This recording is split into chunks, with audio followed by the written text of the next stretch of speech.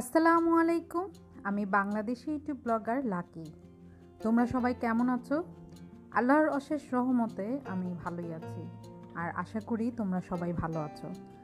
এটা হচ্ছে ফজরের আজানের অনেক পরের দৃশ্য, যখন নাকি রাতের অন্ধকার দূর হয়ে ভোরের আলো আস্তে আস্তে করে ছড়িয়ে যাচ্ছে। আসলে খুবই সুন্দর লাগছে, খুবই ভালো লাগছে। তো ভাবলাম যে তোমাদের সাথে একটু শেয়ার করি। আকাশটা কিন্তু চমকাচ্ছিল, আর বৃষ্টি হচ্ছিল না। সারা রাত বৃষ্টি হয়েছিল, কিন্তু ভোরের সময় যখন নাকি সবাই ফজরের নামাজ পড়তে যাবে, তখন থেকে নিয়ে এই সময়টা পর্যন্ত আর কোনো বৃষ্টি হয়নি। আসলে আল্লাহ মনে হয় মুসল্লিদের নামাজের যাওয়ার ব্যবস্থা করে দিয়েছিলেন। তো দেখো আমার ছেলের কিছু দুষ্টুমি। চালাও গাড়ি। আমাকে যে সুন্দর লাগছে, একটা হাসি দাও। You looking so nice. গাড়ির চাকা কোথায়? চাকা নেই। এখানে আসো, তোমাকে একটু দেখি তোমাকে কেমন লাগছে। কি দিয়েছো লিপে? Wow nice. কি পড়েছো? কি পড়েছো? লিপি আমি পড়িয়েছি। একটা রাইমস বলো তো। জানি জানি জানি না, জানি জানি। এই হচ্ছে ওর গাড়ির অবস্থা। তো সারাদিনই ও এভাবে দুষ্টুমি করে। দেখো গাড়িকে কারিগরি করেছে, পেছনের দুই চাকা শেষ। ও নিজে নিজেই অনেক আগেই ভেঙেছিল, আবার নিজে নিজেই লাগিয়ে নিয়েছিল। শেষে অনেক চেষ্টা করেছে, লাগাতে পারেনি, তাই এখন চাকা ছাড়াই ও চালাচ্ছে। আসলে ওর যখন যা ইচ্ছে তাই করে, আর ওর দুষ্টুমিগুলো আসলে ভালোই লাগে। সারাদিন অনেক দুষ্টুমি করে, আর ওর সাথে আমাকেও সারাদিন অনেক দৌড়াদৌড়ি করতে হয়। আসলে বাচ্চাদের সাথে খেলাধুলা করতে, সময় কাটাতে কিন্তু ভালোই লাগে। তো আমি আজকে তোমাদেরকে নিয়ে যাব এক আজব জায়গায়, যেটা হয়তো কখনো কেউ তোমাদের সাথে শেয়ার করেনি কোনো ব্লগে, তবে আজকে আমি শেয়ার করব। সেটা হচ্ছে জেলখানা। এটা কোনো মনের জেলখানা না, এটা হচ্ছে ক্রিমিনালদের জেলখানা। প্রতিটা মানুষের সাথে অবশ্য একটা করে জেলখানা থাকে, সেটা হচ্ছে মনের। এই মনের জেলখানায় মনের যে প্রিয় মানুষটা তাকে আটকে রাখা হয়। তো আমি আজকে মনের কোনো জেলখানা দেখাবো না, একটি ক্রিমিনালদের জেলখানা দেখাবো, তোমাদের সাথে শেয়ার করব। ভাবলাম করি। এই জায়গাটার নাম হচ্ছে বাদারঘাট। তো সিলেটের যেটা নাকি পুরাতন জেলখানা আছে সেটা জেল রোডে, কিন্তু ওটা এখন ট্রান্সফার করে নিয়ে আসবে এখানে, এই বাদারঘাটে। তো এখানে অনেক বড় বড় বিল্ডিং করছে।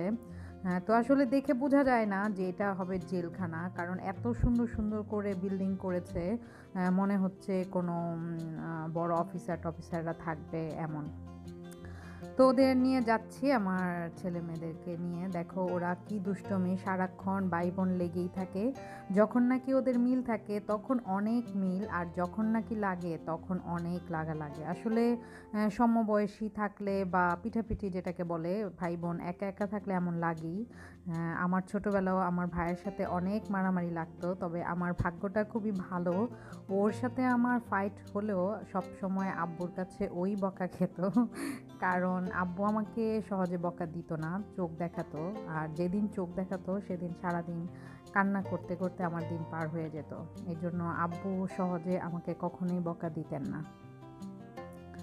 তো দেখো যাচ্ছি, আর জায়গাটা তোমাদের সাথে শেয়ার করার আরেকটা কারণ হচ্ছে খুবই সুন্দর। এটা কিন্তু শহরের পাশেই, এটা কোনো গ্রাম না, শহরের পাশেই এত সুন্দর একটি জায়গা, খুবই সুন্দর। তো এত সুন্দর পরিবেশে ওই যে দেখতে পাচ্ছ উঁচু যে চুল্লিটা, এটা হচ্ছে ইট বানানো চুল্লি।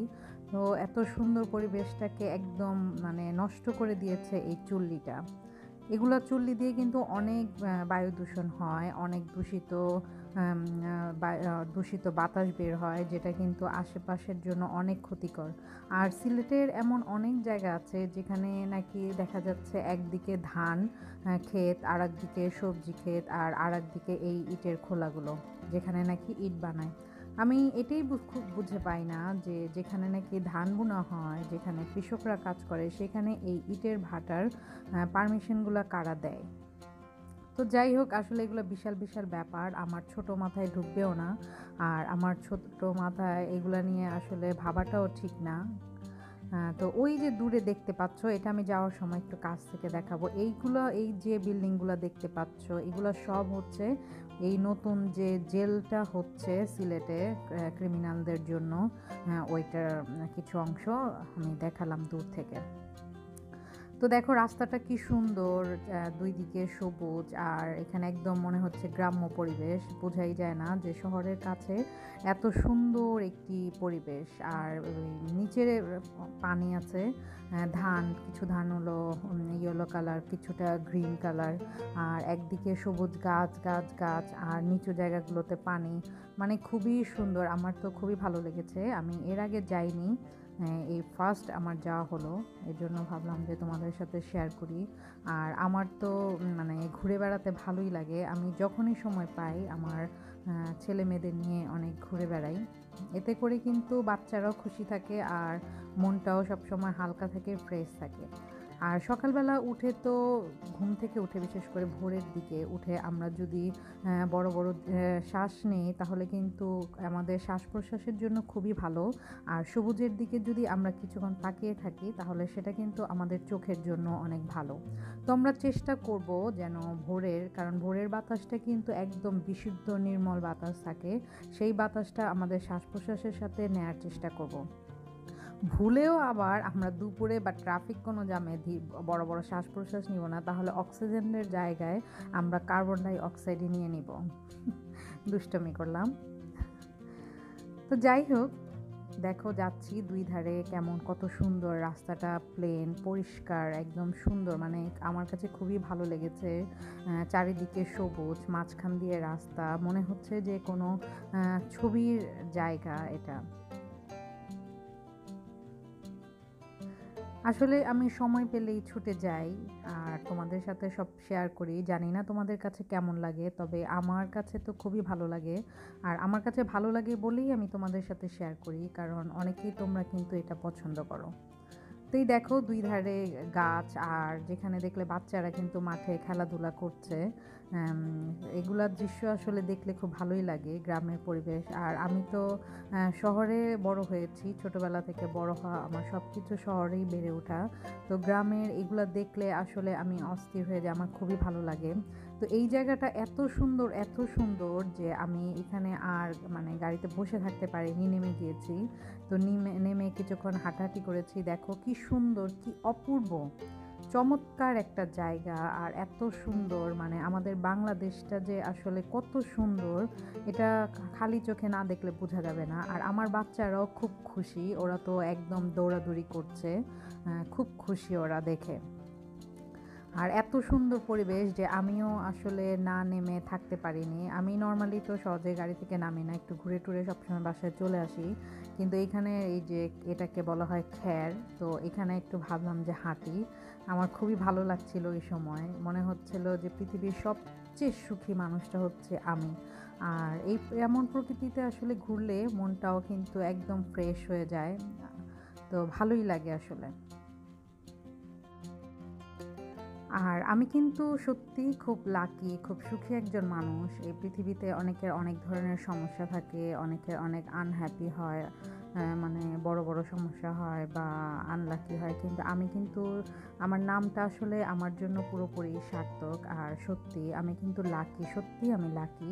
আমার ভাগ্যটা আমি মনে করি খুবই ভালো। আসলে আল্লাহ বুঝেন, জানেন যে আমি খুবই দুর্বল, আমি বেশি বড় কষ্ট আসলে সহ্য করতে পারি না, একটু কিছু হলে আমি খুব টেনশন করি, যার জন্য আমার লাইফে খুব বড় কোনো জটিলতা কখনো আসেনি, নেই।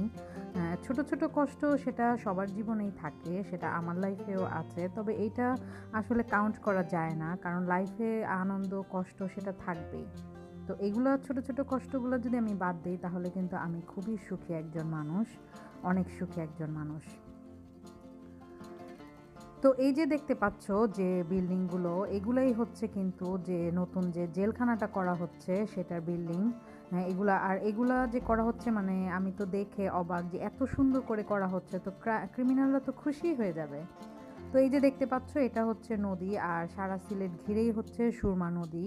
তো এই সুরমা নদী দিয়ে যখন বোট যাচ্ছে দেখে আসলে খুব ভালোই লাগছে। দেখো তোমাদের কাছে কেমন লাগছে, একদিকে নীল আকাশ আর একদিকে সবুজ প্রকৃতি আর নদী। ইচ্ছে করেছিল বোর্ডে একটু উঠে ঘুরি, কিন্তু আমি আর আমার বাচ্চারা তো সাঁতার পারি না, তো ডুবে গেলে আমাদেরকে বাঁচাবে কে। তো যাই হোক, ওই যে দূরে যে দেখতে পাচ্ছ এটাই হচ্ছে জেলখানার বিল্ডিং। তো এখানে আসলে যাওয়া নিষেধ, ভেবেছিলাম যাব ভিতরে, কিন্তু যে না, এখানে আসলে এখনও টোটালি কমপ্লিট হয়নি। পুরন যে জেলখানাটা আছে সেটা এখনও চলছে, এটা পুরো নতুনটা পুরোপুরি কমপ্লিট হলে তারপরে ওই পুরনটা থেকে এখানে শিফট করা হবে আর পুরনটার মধ্যে পার্ক করা হবে। আসলে সিলেটকে ঘিরে অনেক প্রকল্প গ্রহণ করা হয়েছে, যেটা নাকি আস্তে আস্তে বাস্তবায়ন করা হবে। তো তোমরা দেখো কেমন লাগছে, আর যদি আমার ভিডিওটা ভালো লেগে থাকে তাহলে অবশ্যই আমার চ্যানেলটি সাবস্ক্রাইব করবে আর বেল আইকন বাটনটি অবশ্যই ক্লিক করে নেবে। আর যদি আমার ভিডিওটি বেশি ভালো লেগে থাকে তাহলে অবশ্যই লাইক কমেন্টস করবে আর যদি কোনো ভুল ত্রুটি হয়ে থাকে তো অবশ্যই সেটাও বলবে। তো আমি তোমাদের কাছ থেকে বিদায় নিচ্ছি, আর এখান থেকে আমি আস্তে আস্তে বাসায়ও চলে যাচ্ছি। তো তোমরা সবাই ভালো থেকো, সুস্থ থেকো, সুন্দর থেকো। আল্লাহ হাফেজ।